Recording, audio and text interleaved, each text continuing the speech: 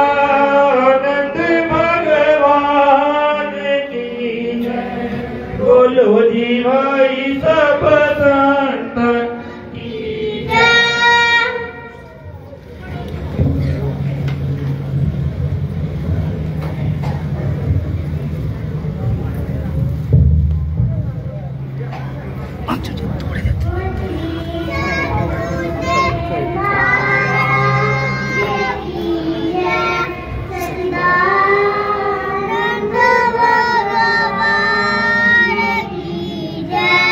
बोलो जी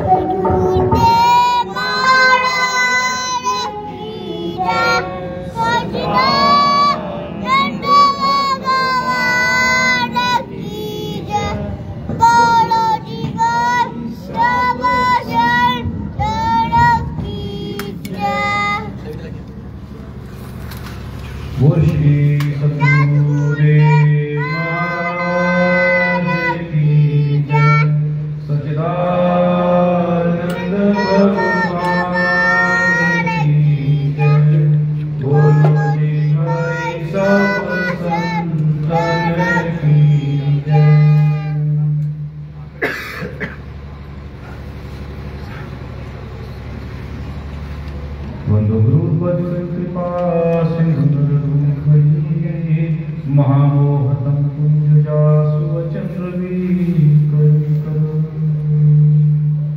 सर्ववेदान्तसिद्धान्तोज्ज्वलं ऊर्जं गोविन्दं परमानन्दं सद्गुरुं तं प्रणतोऽहम्। ना कुछ किया न कर सकूं ना कुछ करने को, जो कुछ किया सो आप किया प्रभु आप ही करने को, जो कुछ किया सो आप किया प्रभु आप ही करने को। बोल श्री सद्गुरुदेव महाराज की जय। सच्चिदानंद भगवान की जय। बोलो जीवन सब संतन की जय।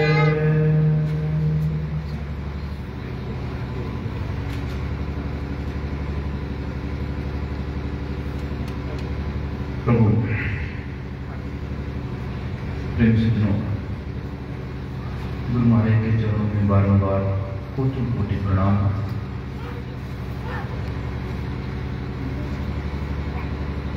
सबसे पहले आज के पावन अवसर की आप सबको बहुत बहुत बधाई, क्योंकि आज नया साल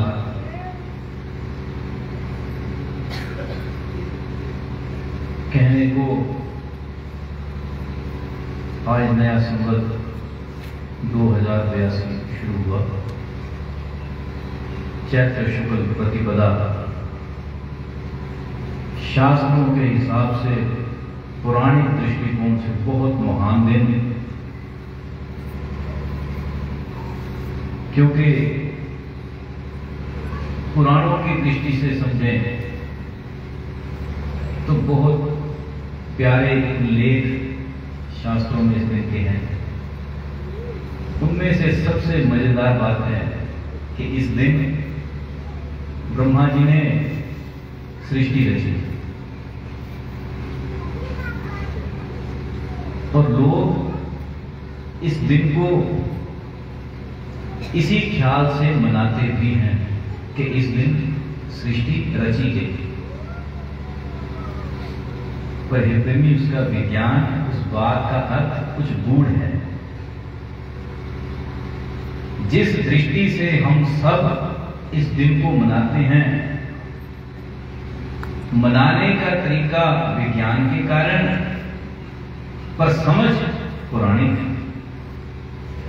ये दोनों बातें हम लेकर चलते हैं पर उनमें तालमेल कभी बिठा नहीं पाते। जो ये बात कही जाती कि इस दिन ब्रह्मा जी ने सृष्टि रची, वो कोई एक बार की घटना नहीं, क्योंकि कोई समय ऐसा नहीं जब सृष्टि नहीं रची जा रही हो।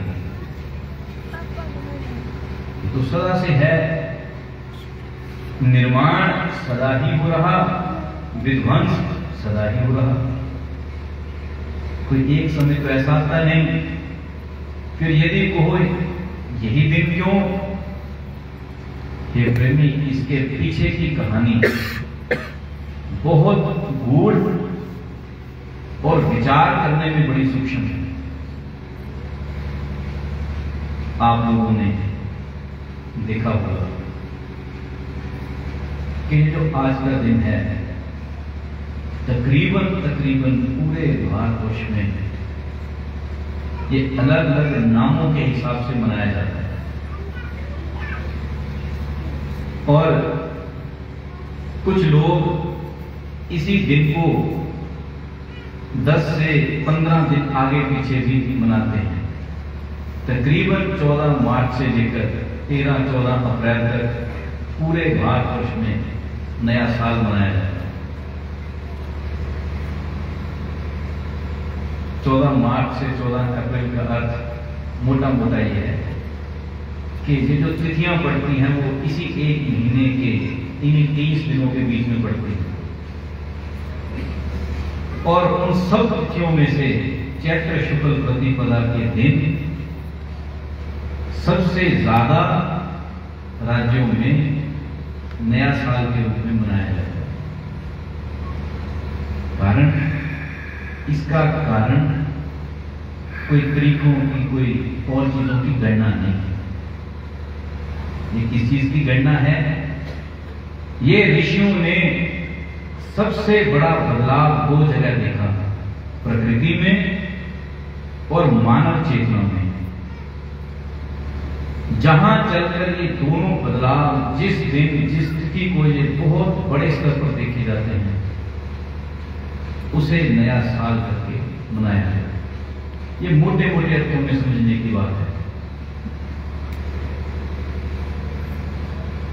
पूरे वर्ष भर में जितनी तिथियां आती हैं, जितने वार आते हैं, उन दिनों तिथियों के हिसाब से जो जो प्रभाव पूरे ब्रह्मांड में होते हैं, उनका प्रभाव मानव चेतना पर होता है। और वो कोई छोटा मोटा प्रभाव नहीं है। वो प्रभाव, बहुत बार वो प्रभाव ऐसा है कि जो मनस्तर को हिलाकर रख देता है।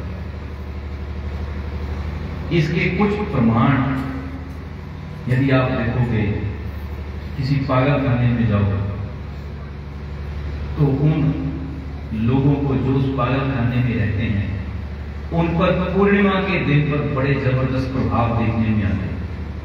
उनका पागलपन बढ़ता है। ऐसे ही जो एग्रेशन के, गुस्से के शिकार लोग हों, जिनकी प्रकृति क्रोधी प्रकृति हो, स्वभाव अति क्रोधी हो, कुछ विशेष नक्षत्रों, कुछ विशेष परिस्थितियों में उन लोगों का मन हिल जाता है। अनचाहा क्रोध उनमें आता ही है। हे प्रेमी, इस पूरे ब्रह्मांड के विज्ञान को जिन तत्ववेताओं ने बड़ी सूक्ष्म गणना से अपने भीतर अनुभव किया, उन महापुरुषों के वचन हैं, यत् ब्रह्मंडे तत्पिंडे यत् पिंडे तत्र ब्रह्मंडे, कि जो कुछ बाहर घटित होता है उसका प्रतिबिंब तेरे भीतर है, और जो कुछ तेरे भीतर है उसकी संरचना बाहर दिखाई पड़ेगी। ये उन ऋषियों के द्वारा नियत किए हुए समय की गणना है। और इस नए साल का अर्थ रात के 12 बजे से नहीं, इस नए साल का अर्थ जब से है, सुबह से है।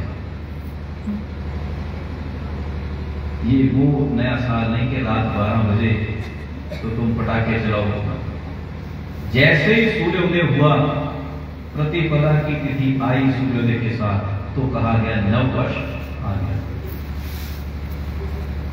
अब हे प्रेमी, इस नव वर्ष में कुछ ऐसी विधियां इजाद हो रखी जिसका लोग प्रयोग करते हैं कि यदि कोई व्यक्ति प्राणों में सही अर्थों में संचरण करने वाला हो, उतरा हुआ हो, तो लगभग मोटा मोटा वर्ष भर का हिसाब लगा सकता कि आने वाली अगले वर्ष की चैत्र शुक्ल प्रतिपदा तक मेरा जीवन कैसा रहेगा। ये कोई साधारण मनुष्य भी कर सकता है, इसके लिए कोई रॉकेट साइंस नहीं, साधारण।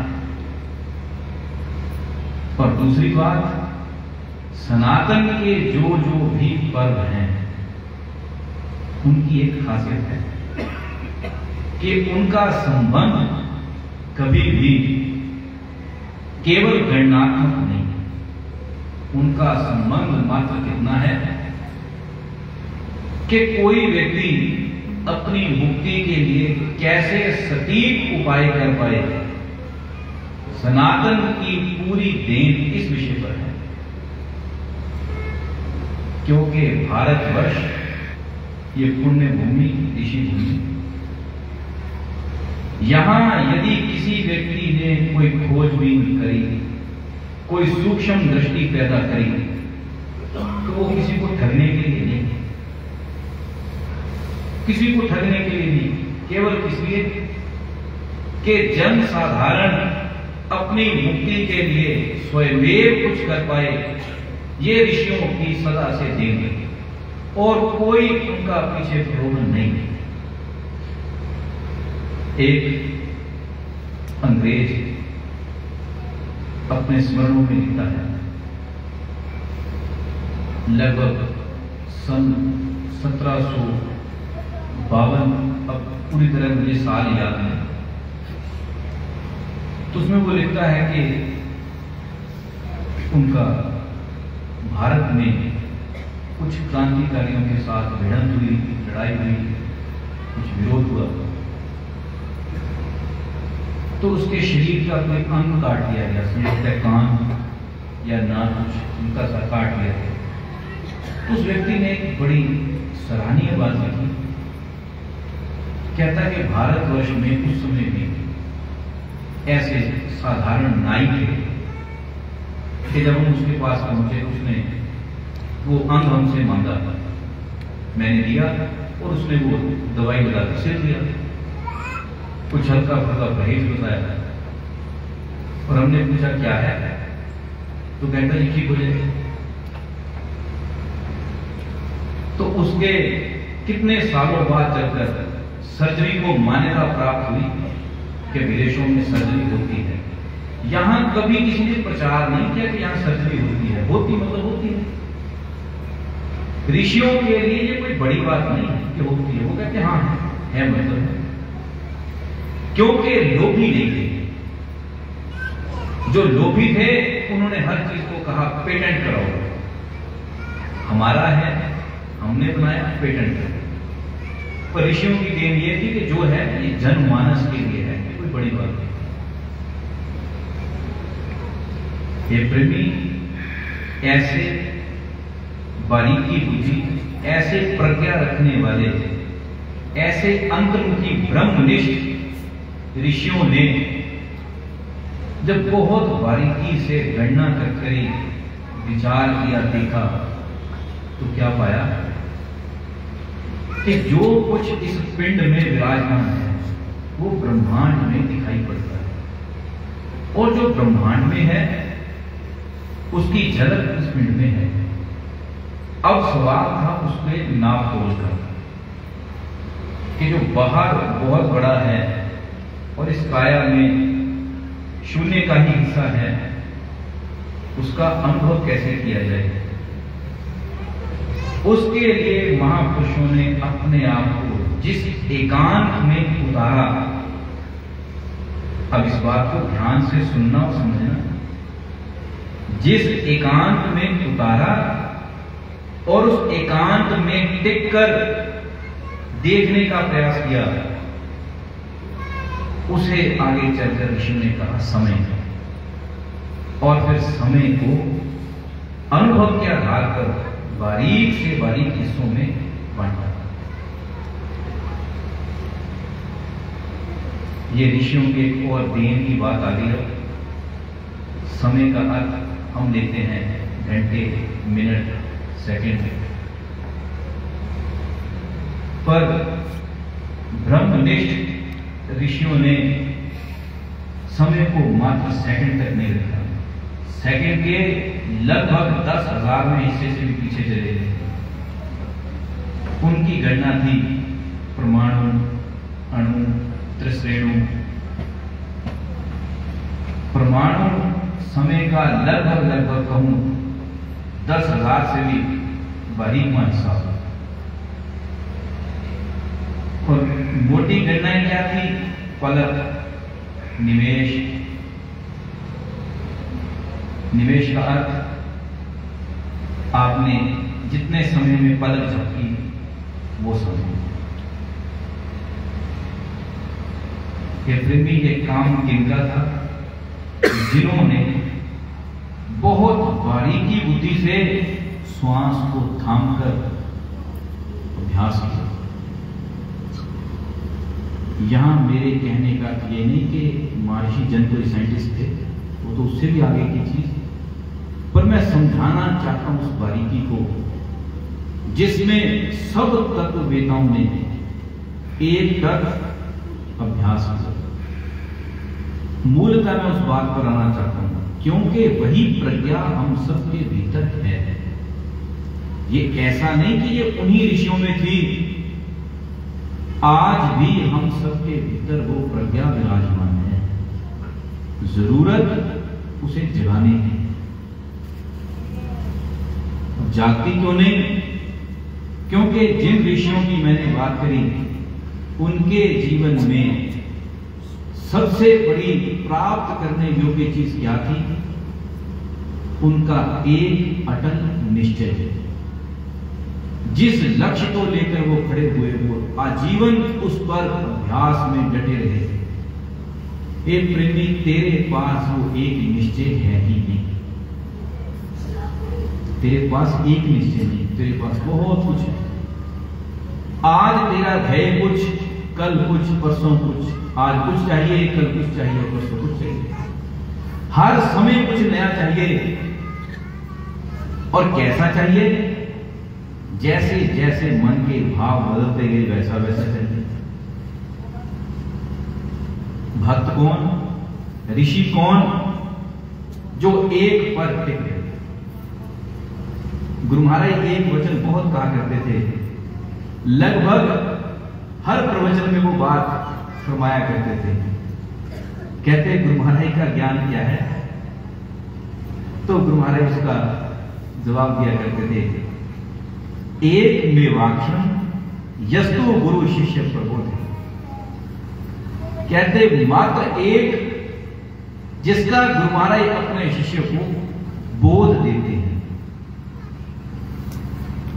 उस समय ये एक पंक्ति भरती बात कि ये एक पंक्ति है कि एक जिसका गुरु महाराज अपने शिष्य को बोध देते हैं।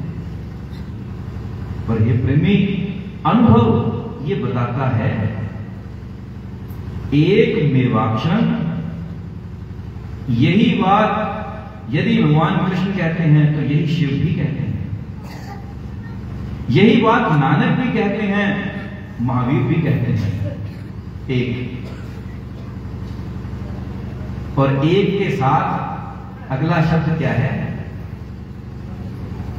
एक मेवाक्षर, एक ही अक्षर। अक्षर का अर्थ जिसका क्षरण ना हो, जिसका डिफ्यूजन ना हो, किसी भी कारण से ढल ना जाए, खुर ना जाए। अक्षर का अर्थ यदि आप नमक की डली रखो या चीनी की मिश्री की डली रखो, उसके ऊपर से पानी की धार छोड़ो तो आपको दिखाई नहीं देगा कि क्या बह गया, पर यह दिखाई देगा कि जो रखा था वो धीरे धीरे कम हो गया। जो किसी भी धार से कम हो जाए उसको कहा जाता क्षर, बह जाना, खुर जाना, ढल जाना। अक्षर जो किसी भी स्थिति में खुर ना जाए, कम ना पड़ जाए, जिसमें तुमको समा जाओ पर वो तुम्हारे कारण खत्म ना हो सके, जिसकी तुम घेराबंदी ना कर सको, जिसको कोई लिख ना सके, जिसको तुम जीभ से बोल ना सको। ये अक्षर की परिभाषा है। एक मेवाक्षर यस्तु गुरु शिष्य प्रबोध, जिसका गुरु महाराज शिष्य को प्रबोध कराते हैं। ये प्रेमी बड़ी कीमती बात है। ये प्रबोध कैसे कीमती है, इसको एक कहानी के माध्यम से समझना। जैसे एक कोई व्यक्ति गायकी सीखने के लिए किसी उस्ताद के पास पहुंचा। अब जाकर व्यक्ति ज्यादा से ज्यादा क्या करेगा, या तो कुछ मुंह से पदार्थ से समर्पण दिखाएगा कि जी मुझे सिखा दो, मेरे से पैसे ले लेना, मेरे से कपड़ा ले लेना, या बहुत दीनहीन बनकर दिखाएगा कि मैं कुछ लेना चाहता हूं। ऐसा ही उस सज्जन ने भी कुछ कहा कि उस्ताद जी गायकी सीखनी है। तो उन्होंने सर से पांव तक देखा। कहते किसे सीखनी है? कहता जी मैंने सीखनी है। कहते ठीक है बैठो। बिठाया, चल कहते रियाज करना शुरू कर, सरगम बोलकर दिखा। अब जो सीखने आया उसने जो सुन रखा होगा सारे गामा पादा से कुछ बोलकर बता दिया। उस्ताद कहते ठहरो, इतना लंबा नहीं, सा के ऊपर आ जा, सा का अभ्यास है। कोई हारमोनियम इत्यादि हाथ में पकड़ा दिया, अब बजाए कुछ और सा जाए कहीं और। तो फिर कहें, कहते फिर दोबारा कर। उन्होंने करके भी बताया, कहते ये देख ये सा है। कहते जी ठीक आप जो कहते हैं वो बिल्कुल सही, कोई शक नहीं, पर ये जो आप बजा रहे हैं इसमें से सा नहीं निकल रहा है। यह तो वही पोंपो चल रही सब चीज के ऊपर। जैसे कहता मैं मुंह से कहता हूं सा रे गा, ऐसा बजना चाहिए। उस्ताद कहीं कहते बजेगा, बस तू बोले जा, सुर मिलाए जा। हे प्रेमी, हर विषय की एक भाषा है, हर विषय की। जो लोग तबला बजाते हैं वो भी उन्हीं सुरों के साथ, पर जब वो कुछ मुंह से उच्चारण करते हैं वो बात तुम्हारे मतलब की नहीं है, क्योंकि तुम कुछ गायन का रस तो थोड़ा बहुत ले लोगे, लेकिन क्या बज रहा, बजाने वाले के भीतर भी क्या बज रहा, उसके यहां भी कुछ बजता है तो हाथ चलते हैं। वो कहानी तुम्हें समझ में नहीं आती।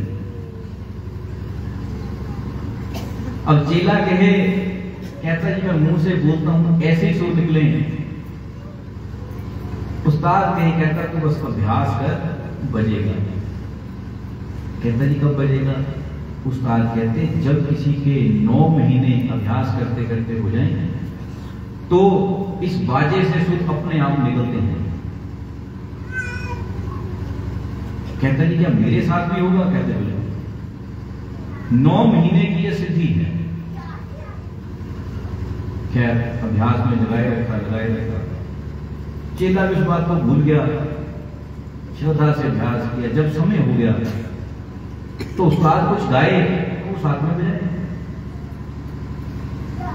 फिर उस्ताद ने उल्टा वही बात पूछी। कहते अब जो मैं गाता हूं बिल्कुल वैसी आवाज तो यहां से निकलती नहीं, पर जो तू बजाता है उसके साथ आवाज मिलती है, ये कैसे है? कहता जी पता नहीं, अब हाथ अपने आप नहीं जाते हैं। तो कहते ये प्रबोध है। प्रबोध का अर्थ यहां कुछ ऐसी हो गई घटना, वो घट गई कि इंद्रियां अपने आप मुड़ गई। उसके लिए अभ्यास से अपने आप को ट्रेन किया। कैसा बनाया कि सब कॉन्शियस में वो चीजें बैठ गई, अब कुछ करने की जरूरत नहीं। यदि आप कभी मीराबाई को पढ़ो, कबीर को पढ़ो, नानक को पढ़ो, उनके वचनों में ऐसी ट्रेनिंग मिलती है, उनके वचनों में ऐसी ऐसी बात मिलती है कि उन्होंने अपने आप को कैसा बना लिया कि वो जहां बैठते हैं, जहां जाते हैं, जो करते हैं, वो चाहकर कुछ ऐसा नहीं कि कबीर जानबूझकर कोई भजन गा रहे, मीरा जानबूझकर नाची, ऐसा नहीं। सहज हो गए, इतने सहज हो गए, इतने स्वाभाविक हो गए कि वो चीज उनके स्वभाव का हिस्सा बन गई। जैसे आप लोगों में से कुछ लोग ऐसे होंगे कि वो बात बात पर गाली देते होंगे। कुछ बात हुई, सहज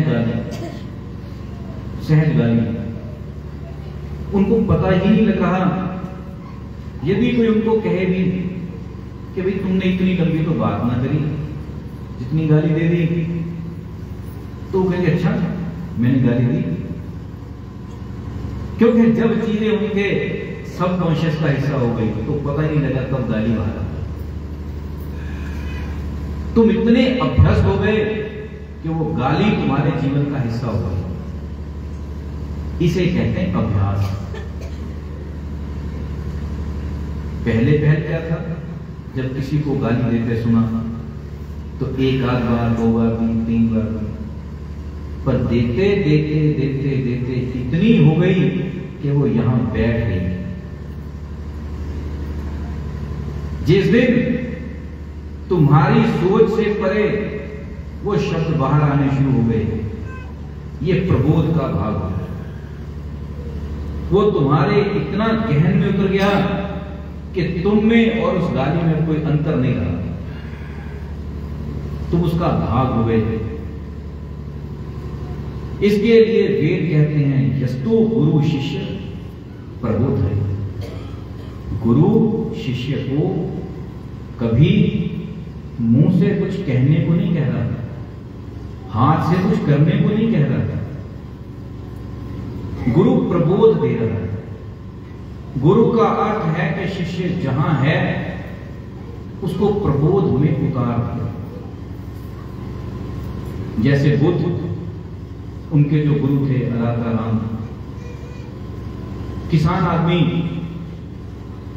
बुद्ध बैठे हैं, बहुत सख्त तपश्चर्या से शरीर ढीला हो रखा, कमजोर। उस अवस्था में बुद्ध को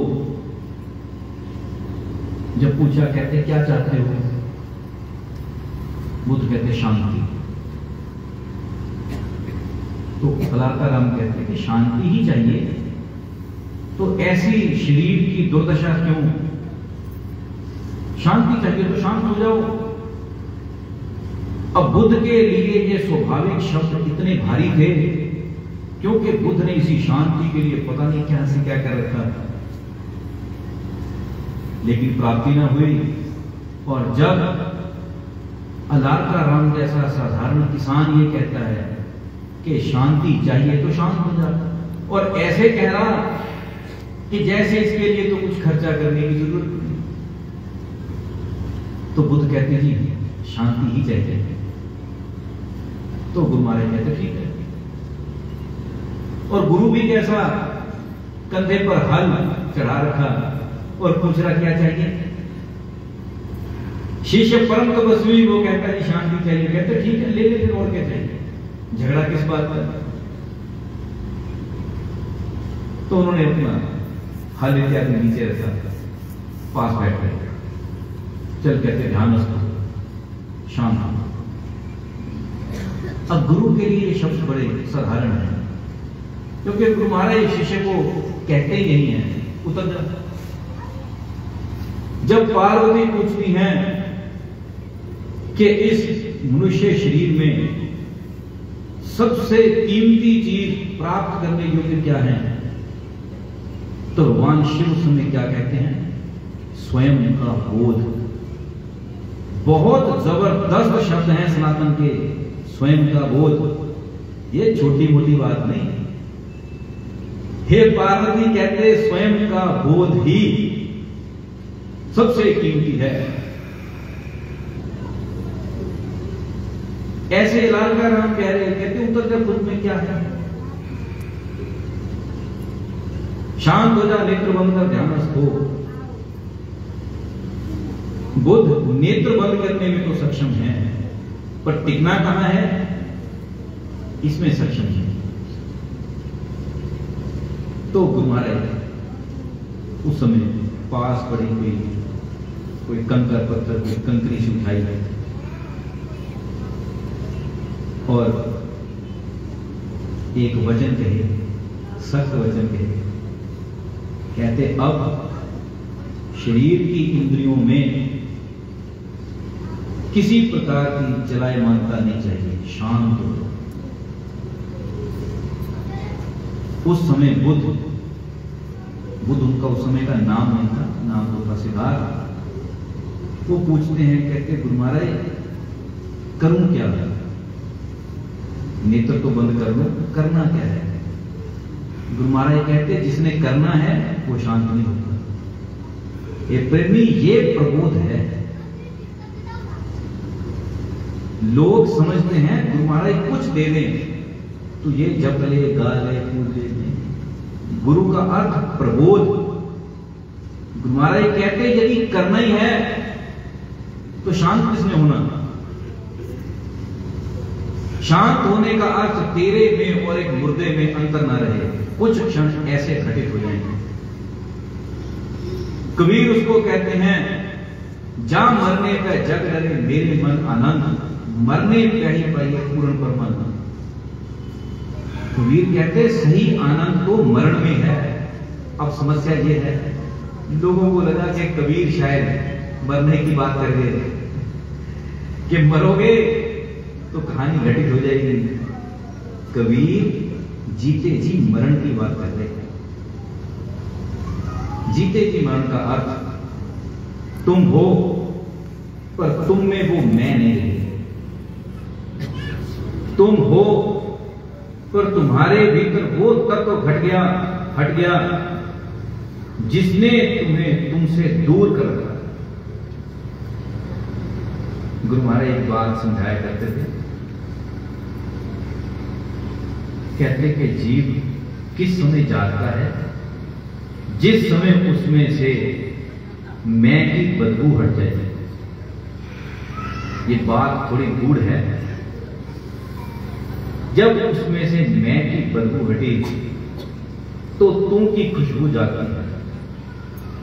कुछ ऐसी ही बात हलाका राम बुद्ध को कहते हैं। कहते खबरदार कोई इंद्री चलायमान ना हो, टिक जा। बुद्ध कहते जी फिर करना क्या है? कहते तूने कुछ करना ही हो तो शांत होगा कौन? क्योंकि बुद्ध का भ्रम तो यह था कि शायद अब नेत्र बंद हो जाएंगे तो कुछ जाप शुरू हो जाएगा। जिस भ्रम को लेकर हम पैदा होते हैं, जो भ्रम हमें जन्म से सिखाया जाता है, लारकाराम कहते शांत। बुद्ध सोचे कि कुछ करूं, कुछ हाथ से करूं, कुछ मन से सोचूं।